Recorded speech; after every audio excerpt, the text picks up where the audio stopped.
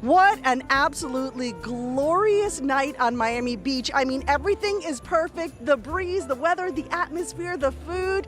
We are at the National Hotel. Neighbors for Neighbors has partnered with the National to put on Chefs for Neighbors. It is a fundraiser for those who were the victim of Irma in the Keys and the victim of Maria in Puerto Rico. Come on, let's go into the party and see what's going on. This is actually the head chef here at the National, Matt McDonald. And this were great. This was your brainchild. Tell me why.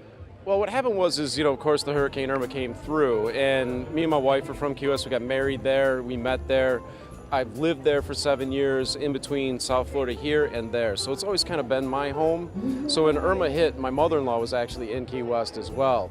So it took me 5 days to even contact people down there. And some of the first people I did was one of my really good friends, Chef Martin over here, who we've known each other for 12 years. I had a really good friend that I went to culinary school with. His house was in Big Pine, and unfortunately he lost his home. So I started with Martin. We were talking because Hogfish Grill's here, and Martin started just helping people out. And Hogfish actually opened up their restaurants and was giving hot meals to people for free in the Keys when the power went out. So we got together and we're like, hey, let's do something bigger and let's see what we can do as friends and maybe put this event together to help raise money for the people that need it down in the Keys.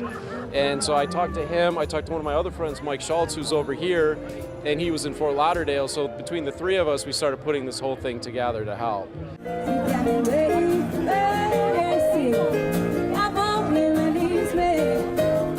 With Neighbors for Neighbors, what we really like is they're like a hurricane-specific nonprofit that they really give back to the rebuilding and recovery efforts of the people that are our neighbors, and we get to select that we want to donate to Key West and we want to, put more money to Puerto Rico. We get to really choose who and where we want the money to go.